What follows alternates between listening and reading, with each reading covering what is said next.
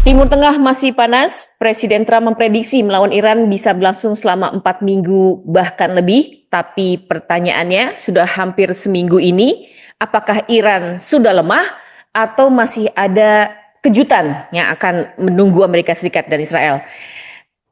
Bang Celi masih di Barcelona? Apa sudah pindah ke Selat Hormuz? Sekarang masih di Madrid. Kemarin Barcelona ke Madrid berarti agak menjauh sedikit dari Selat Hormuz. Menjauh 600 kilo ke arah daratan Iberia. Dulu kalau daratan Iberia ini dulunya disebut sebagai apa, Mel? Andalusia? Andalusia. Gimana nih Oke, Bang, Mel. Jadi terbaru di Iran? Ini baik udah lemah apa masih ada kejutan-kejutan nih Bang? Ya, kalau kejutan selalu ada ya. Kalau perang namanya kan ada istilah itu the fog of war. Jadi kabut peperangan dimanapun ya sepanjang sejarah selalu ada uncertainty, ada surprises gitu ya. Namanya juga perang. Nah, kalau kita lihat terakhir, kalau pertanyaannya apakah sekarang kekuatan Iran melemah, melemah sekaligus eskalasi. Jadi melemah dalam pengertian jumlah rudal dan jumlah drone yang merupakan serangan dari Iran keluar wilayah Iran itu berkurang hampir 80% atau 90% kata Admiral Cook ya dari Amerika Serikat. Tetapi kita lihat sasarannya bahkan ditambah ke beberapa negara lain. Kalau kemarin kan Arab Saudi, Qatar, Uni Bahrain, Uni Emirat Arab lah ya.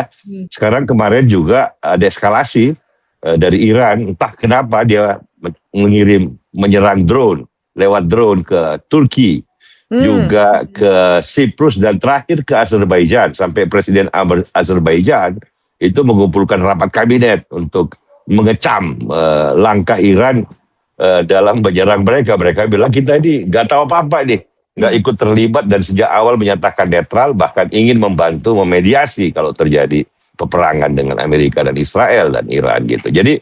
Jadi kelihatan bahwa entah apakah ini rogue elemen dalam pemerintahan Iran yang tidak bisa lagi dikontrol, atau memang sebuah langkah dari Iran secara sengaja untuk melakukan eskalasi, mencari perhatian. Ini istilah orang ini escalate to de-escalate. Jadi eskalasi untuk de-escalate. Jadi sengaja menyerang membabi buta kayak petinju yang matanya tertutup gitu, mukul ke sini ke sana kemari, yang kena adalah tetangganya sendiri. Yang kebetulan sebagian besar kan negara-negara Islam.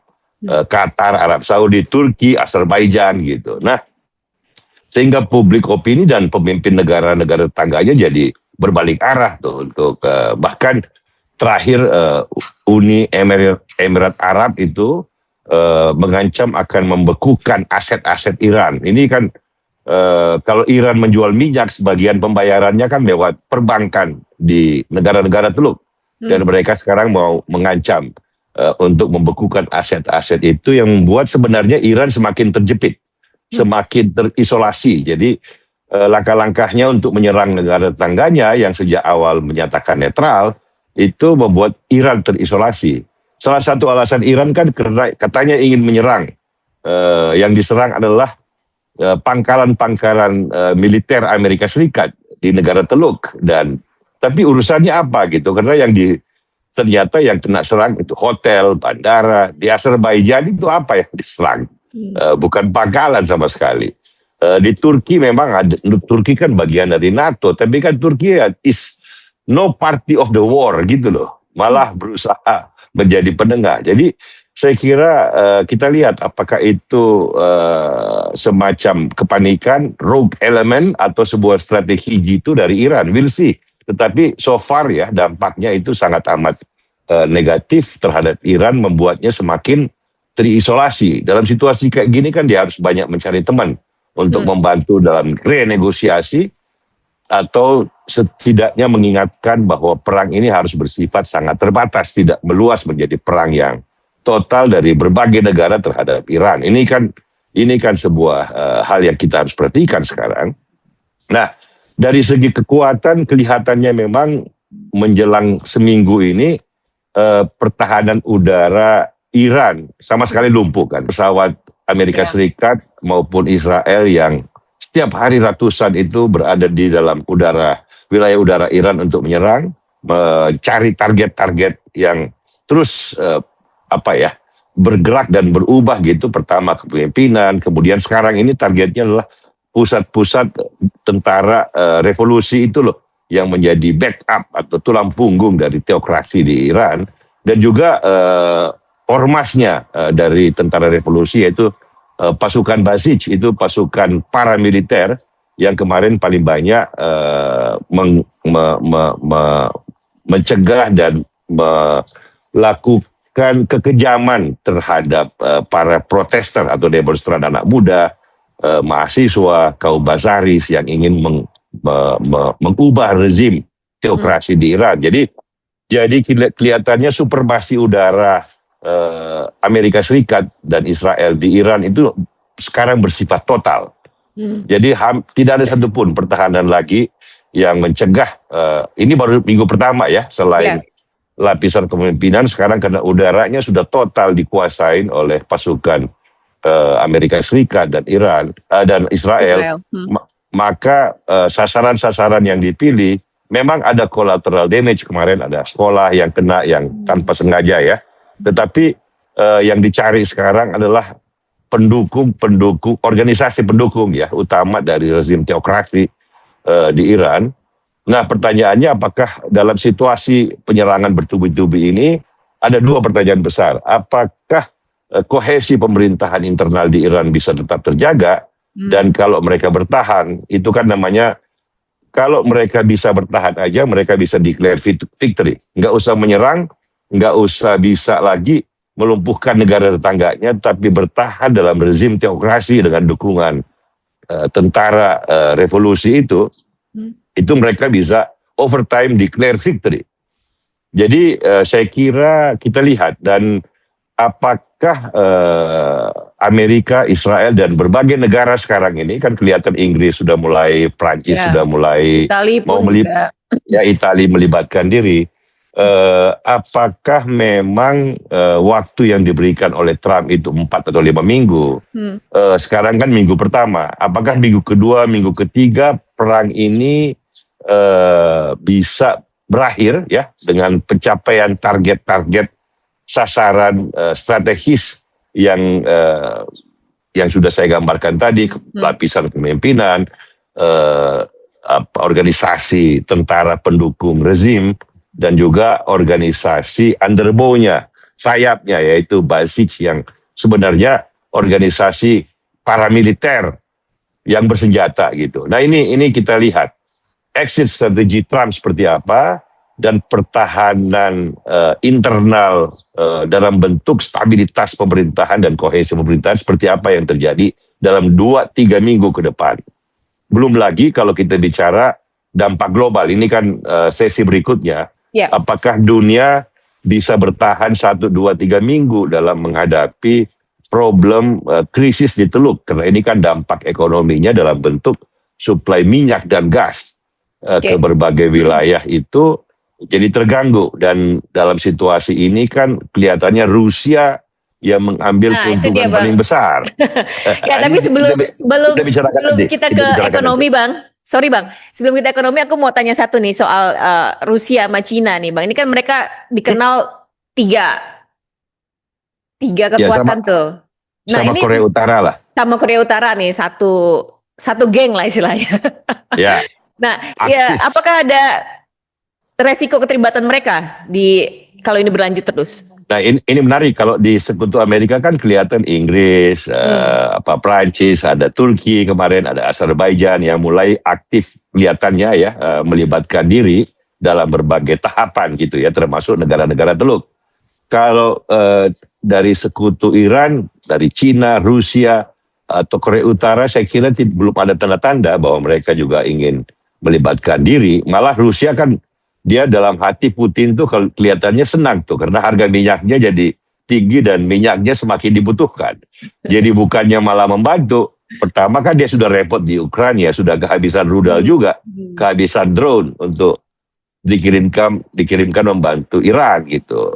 Kalau Cina saya kira juga lagi pusing sekarang bagaimana suplai minyak, karena ini kan 90% atau 80% ekspor minyak Iran itu kan dikirim ke Cina. Jadi kelihatannya mereka belum ada respon apapun yang strategis sifatnya. Nah memang apa yang dilakukan oleh Iran dalam mengirim drone kepada ladang-ladang gas di Arab Saudi atau di Qatar itu kan ya membuat Arab Saudi dan Qatar marah dan juga menghentikan sementara ya produksinya. Dan itu sampai sekarang Amerika dan Israel kan belum menghajar ladang-ladang minyak Iran. Jadi ini karena targeted ya. Kalau mereka mau kan dengan gampang karena pertahanan Iran sekarang kan sudah telanjang, kosong melompong. Ini kan membuktikan teori kemarin yang saya bilang bahwa sebenarnya kekuatan militer Iran itu kan cuma omon-omon.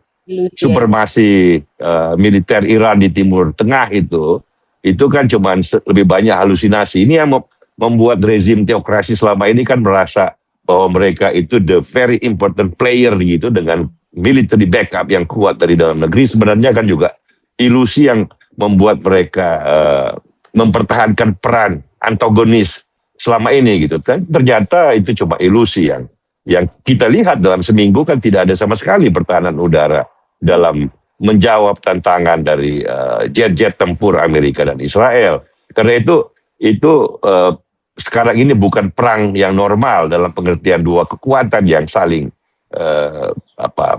berkontestasi gitu, tetapi yang satu menyerang secara bebas dari udara, yang satu dengan kekuatan yang semakin melemah melakukan retaliasi ke negara-negara netral yang tidak mau berperang dan tidak menyatakan the party of the war gitu loh. Jadi ada asimetri dalam perang terakhir ini. Kita lihat what is the exit strategy dari masing-masing pihak, baik dari Iran maupun dari koalisi Amerika dan Israel. Gitu Mel.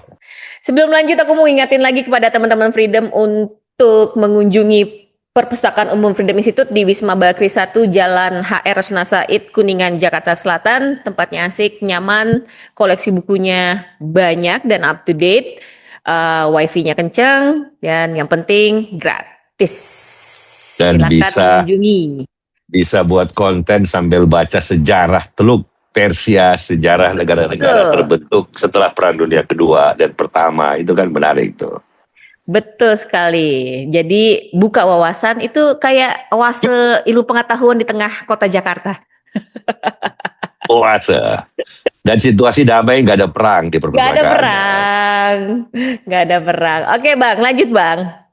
Ini kan kalau misalnya terus berlanjut kelamaan nih perang, Selat Hormuz juga belum bisa dilewati tanker-tanker minyak. Ini kira-kira bagaimana ininya? Terhadap dampaknya terhadap stabilitas ekonomi global nantinya? Ya, memang sekarang ini yang sangat berpengaruh adalah tiba-tiba harga minyak kan naik. Pada hari-hari pertama belum.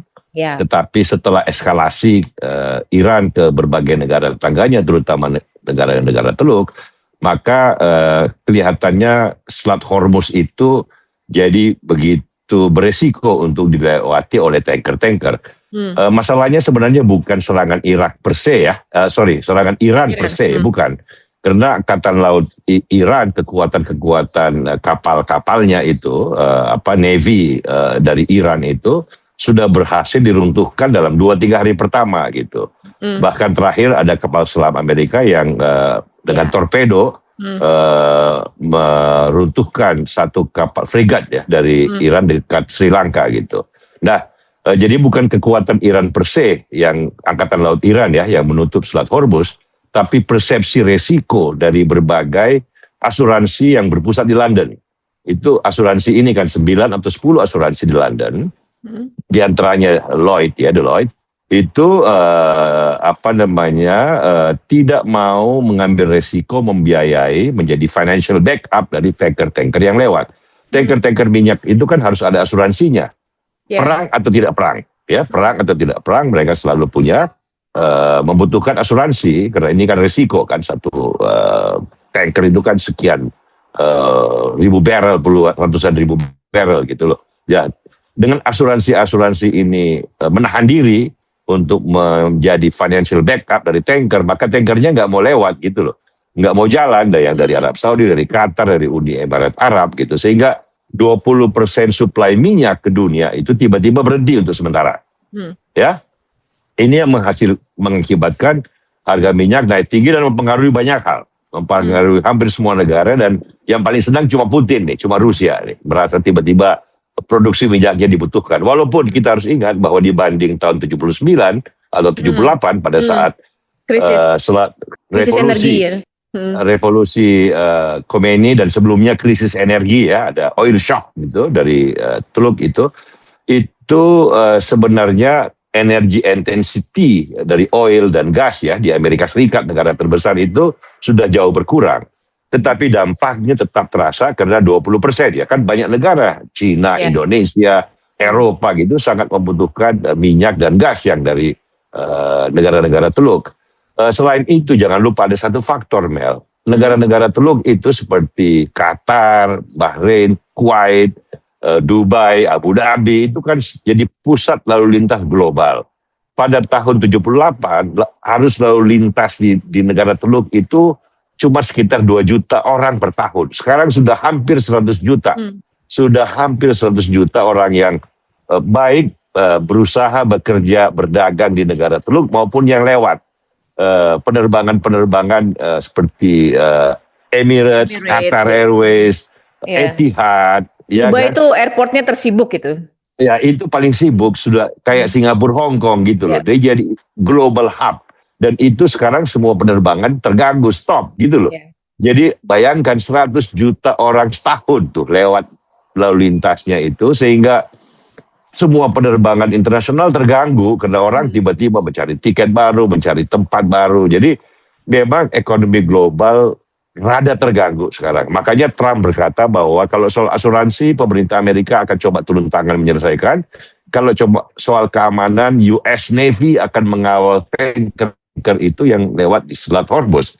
Selat Hormuz itu kan cuma 30 km lebarnya gitu. Jadi kira-kira Jakarta Bekasi lah kira-kira ya. Dan itu akan dikawal oleh US Navy. Nah, apakah itu menjadi satu solusi? Kita nggak tahu. Mudah-mudahan. Dan berapa lama global economy bisa bertahan dari disrupsi perang Teluk seperti ini? Ini pertanyaannya. Barangkali ini akan menjadi salah satu motivasi bagi Trump dan Netanyahu untuk mempercepat perang ini dengan melakukan renegosiasi atau mengklaim victory. Karena sekarang kan mereka bisa cepat mengklaim victory. Toh sasarannya pada lapisan pemimpinan, sasarannya mungkin tinggal beberapa hari, mungkin tinggal seminggu untuk melemahkan sama sekali basis-basis kekuatan militer dari Garda Revolusi, dari organisasi Basij, dan juga dari pusat-pusat produksi dan stockpile dari rudal dan drone Iran ya, termasuk barangkali elemen-elemen nuklir yang mereka berusaha bangun. Saya nggak tahu, tapi itulah the fog of war, ketidakpastian atau kabut dari peperangan. Apakah dalam beberapa hari ini Trump kemudian mengatakan victory sudah tercapai, karena itu perang kita berhenti, semata-mata alasannya untuk membuat global economy berfungsi kembali dengan normal. Barangkali exit strategi itu akan dilihat, atau dia akan double aja, terusin aja dulu seminggu, 2 minggu, atau seperti yang dia katakan 4 minggu, sampai dia yakin betul bahwa kekuatan-kekuatan pemukul di Iran, serta rezim yang sekarang ada di Iran, yang memang sudah membeku dalam waktu itu, dan sekarang berusaha memperbarui diri dengan memilih pemimpin baru, Ayatollah baru dari putra dari Ali Khamenei yang sekarang, itu kita lihat what is going to happen. Nah ini fog of war ya pasti terjadi, tetapi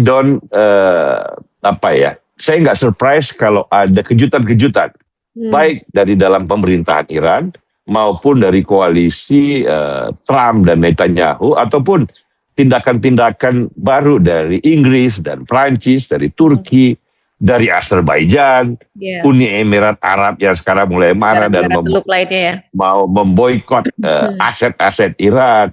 Ini kan pada marah gitu loh. Orang berusaha netral dan menjadi mediator mencegah Amerika dan Israel malah dihajar sama Iran gitu. Dan membuat Iran sekarang semakin terisolasi. Dan saya nggak tahu apa justifikasi strategisnya ya dalam menyerang membabi buta seperti petinju yang matanya tertutup gitu, menghajar kiri kanan teman-temannya atau negara tetangganya yang selama ini netral, walaupun alasannya mengatakan bahwa yang diserang adalah pangkalan militer Amerika, itu kan teritori mereka gitu. Qatar berhak sepenuhnya mengundang atau tidak mengundang. Yang penting kan mereka mengatakan bahwa jangan memakai base yang ada di Qatar oleh Amerika untuk menyerang Iran. Kan itu sudah jelas dari awal gitu, tetap aja diserang. Ini bisa dikatakan juga ini nggak sih Bang, ya politik dalam negerinya Iran tuh emang lagi udah berantakan banget setelah Ayatollah Khamenei tewas, jadi ya bukan cuma setelah tewas, tapi kan mereka juga susah berkomunikasi sekarang kan, pusat-pusat komunikasinya di jam dan juga di bom ya beberapa pusat komunikasinya, sehingga bagaimana mereka berkoordinasi itu kan nggak gampang gitu. Makanya orang berkata bahwa sebagian misalnya penyerangan ke Azerbaijan sama Turki itu kan blunder besar gitu loh. Tapi mungkin saja tidak terkontrol lagi gitu karena mereka sendiri tidak bisa lagi berkomunikasi secara baik dan normal gitu ya.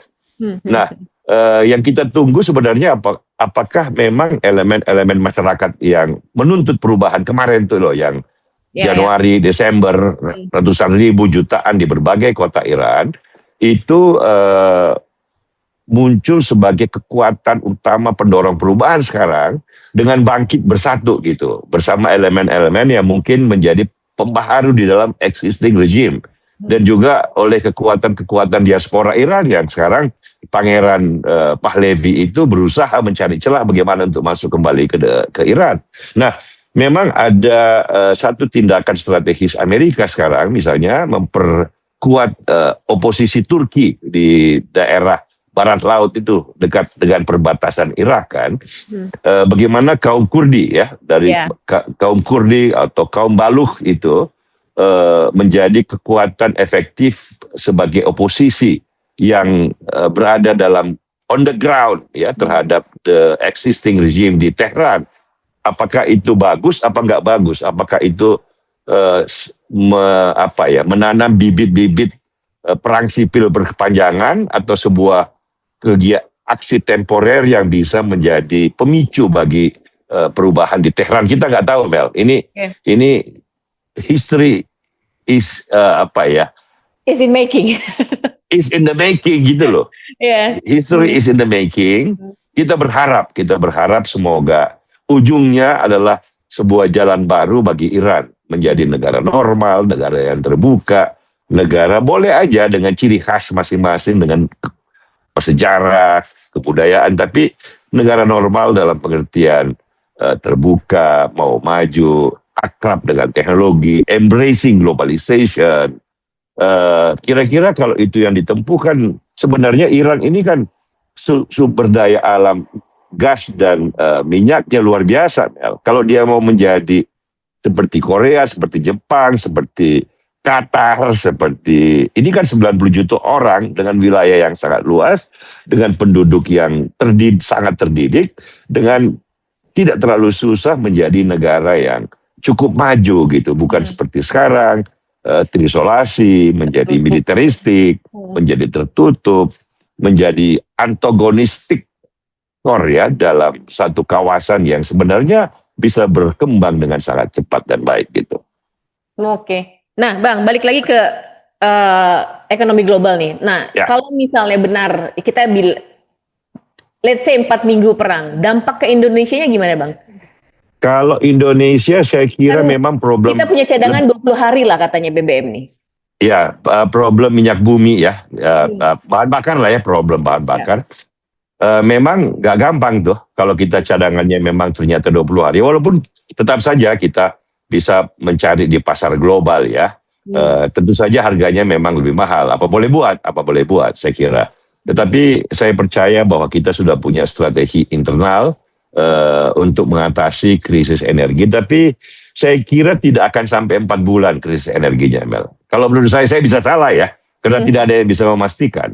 Tetapi krisis minyak global atau krisis gas ya LNG global itu barangkali tidak akan sampai selama itu. Kita lihat ini kan besok baru seminggu pertama gitu. Mudah-mudahan seminggu kedua kalau kita podcast lagi hari Sabtu eh, Sudah selesai perangnya barang ya? barangkali jalan keluarnya, celah harapan ke depannya sudah terlihat. Kita nggak tahu. The fog of war, Mel. Kabut peperangan. Oke Bang, terakhir. Ini masih banyak yang mengkaitkan serangan Iran dengan BOP dan banyak juga gugatan-gugatan netizen yang bilang udah keluar aja dari BOP. Nah, menurut Abang gimana? Ya kalau kita nggak boleh bosan-bosan mengatakan bahwa BOP itu tidak ada urusan dengan perang Iran. BOP itu Board of Peace itu yang kita tanda tangan kemarin di Washington bersama 8 negara-negara Islam besar yang lain bersama beberapa negara lain. Itu urusannya adalah melakukan gencatan senjata di konflik Israel-Palestina ya, terutama di Gaza. Setelah gencatan senjata, melakukan rekonstruksi di Gaza, melakukan penataan kembali Gaza yang lebih baik dari kehancuran-kehancuran kemarin gitu loh. Jadi justru bagus dan membanggakan bahwa Indonesia bisa aktif terlibat di dalam rekonstruksi Gaza lewat Board of Peace karena nggak ada alternatif yang lain gitu. Kita mau mereka perang kembali gitu. Nggak ada urusannya ini dengan masalah Iran. Jadi saya kira kita pisahkan bahwa kalau misalnya problem Iran selesai dan ada renegosiasi, kalau saya nggak tahu ya, kalau ternyata ada versi baru seperti BOP dalam melakukan rekonstruksi di Iran gitu, oleh koalisi negara yang lain lagi, ya kita menyambut dengan tangan terbuka tentu saja. Karena format baru seperti BOP itu dalam penyelesaian sengketa dan peperangan, itu sebenarnya kreatif dan bagus kita lihat bagaimana. Mudah-mudahan kita berdoa bahwa di Gaza BOP bisa berhasil dan kalau konflik Iran selesai ada sebuah lembaga baru yang membantu rekonstruksi penataan hubungan kembali Iran dengan tetangganya. Nggak gampang loh. Kuwait, Azerbaijan, Turki, Uni Emirat Arab gitu, Qatar yang dirudal, di drone oleh Iran kan sakit hati juga orang nggak apa-apa, nggak tahu apa-apa mau diserang gitu loh. Sudah diserang bahkan hotel, bandara gitu. Bukan cuma pangkalan militer loh. Nah, itu kan harus ada upaya memperbaiki nanti. Nah, kalau ada organisasi seperti BOP versi baru gitu yang menjembatani semua itu kan ya kita tepuk tangan dong. Gitu loh. Jadi kembali lagi BOP yang ada nggak usahlah disuruh bubar segala macam. Kita justru mendorong supaya walaupun terjadi konflik Iran, rekonstruksi di Gaza tetap harus berjalan. Gitulah kira-kira Mel. Oke, baiklah. Oke, Bang Celi, terima kasih sudah bergabung. Demikian Top News International Freedom Institute. Sampai jumpa. Salam buat tanah air, Mel.